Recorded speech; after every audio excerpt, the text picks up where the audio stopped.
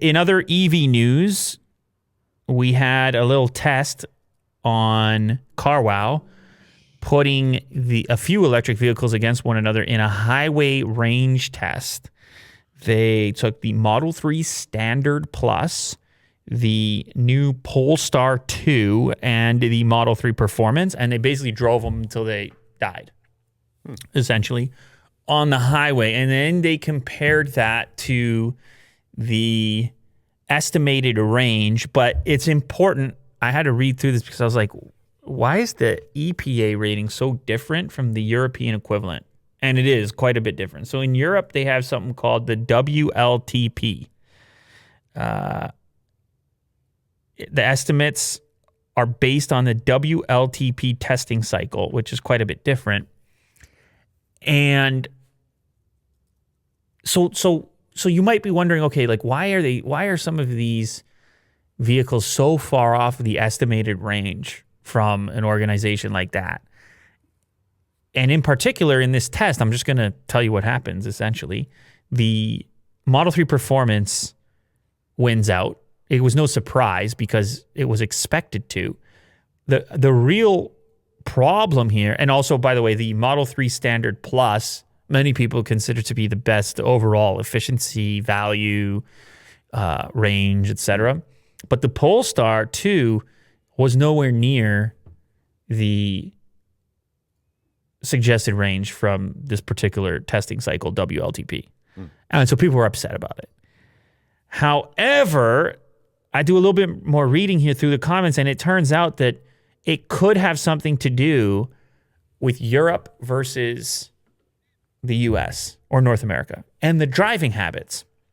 Now, I know that they listed it as a highway driving test, but what the truth of the matter is, at least the speculation from one commenter, and I can kind of understand the point of view, people don't drive the same way. Like you, for example, you're only on the highway. Mm-hmm. Oh, no, not anymore. You're not. No, since I moved. But you live a European lifestyle now. Sure. Your footprint got a lot smaller. Mm-hmm. You are European. Say it. I haven't been to Europe. Everybody's like, what? Is he going to say that? But no, but yeah, most people are more in North America are more like your old commute where you spend a lot of time on the highways. The highways connect the various cities. We have urban sprawl and things like this.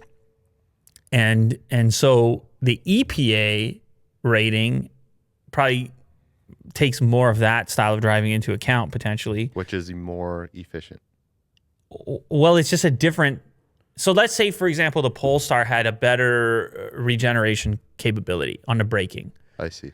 That's going to benefit more in the city than it is on the highway. Mm-hmm. So it's all these factors for how these things manage their energy that are going to weigh into it. Anyway, to just give you the baseline of what happened, the Polestar 2 was only 68% of the advertised WLTP, whatever they call it, WLTP rating. It only reached 68%, whereas the two Model 3s were right around 80%, 79 and 81% of what was listed. You would love to get 100%, but the real world is always different. Driving style is always different. Driving conditions are always different. Mm-hmm. So, but definitely 68% is probably not where you want it to be. No. Now, I like the Polestar too. I think it's a cool looking vehicle. You want to cheer for all the varieties in the EV space, and you want to have a healthy competition going on over there.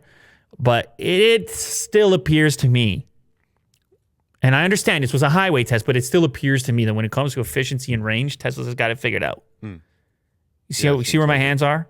Yeah. They're all the way up here. Jazz hands. Tesla's got it figured out, at least relative to the other automakers for now.